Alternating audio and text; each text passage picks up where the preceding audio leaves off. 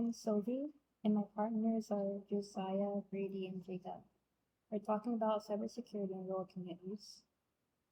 Our target audience is rural communities.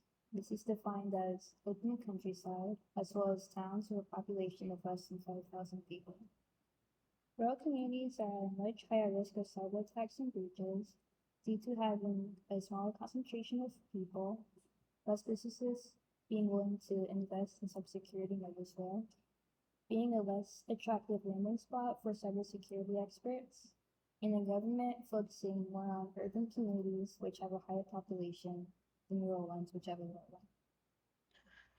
Our solution brief is to use a federal fund known as the State and Local Cybersecurity Grant Program. Currently, 80% goes towards state and local governments from the Department of Homeland Security.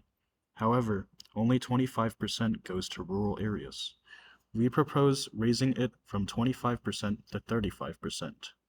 With this extra funding for resources, we also plan to use it to help create a scholarship and educational program for students from rural areas who wish to pursue cybersecurity, aside from allocating more funds to the grant. This program would encourage more cybersecurity professionals to reside in rural areas. It would also help expand knowledge and awareness in issues occurring across cyberspace and to help the overall infrastructure. This solution is applicable to the Securing Cyberspace Grand Challenge because this solution increases incentive to work under cybersecurity in rural areas, further securing cyberspace in that region. As for existing solutions used in our proposal, as previously mentioned, we are integrating the SLCGP, or the State and Local Cybersecurity Grant Program. This is a federal grant that already aids rural communities by lending about 25% of that grant to the available funds.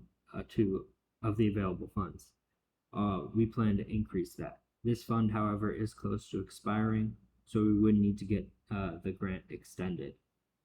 As for feasibility, our proposal is highly feasible. This is because cybersecurity is already heavily invested into, as well as our proposal not actually increasing the amount of money needed. It's just allocating the percentage away from urban and suburban areas to rural communities.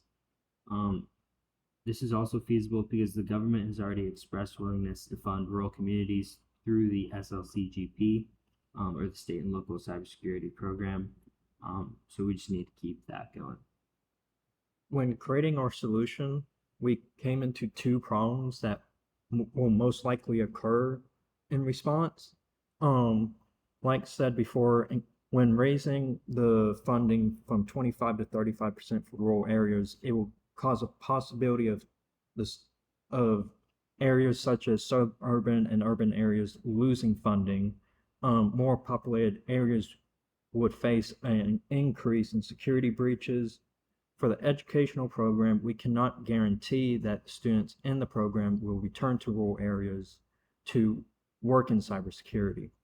Another issue we found was the federal grant was to expire this year. However, it was extended by Congress to the end of the year. This would mean we would need to constantly lobby Congress to get a congressional approval to extend the grant for the future. For our next steps, we would have to create a formal proposal to continue the grant and to approve the fund increase. We would then have to submit it to Congress and the Department of Homeland Security and contact universities that would be willing to expand their cybersecurity departments to include our proposal for students that want to pursue the career.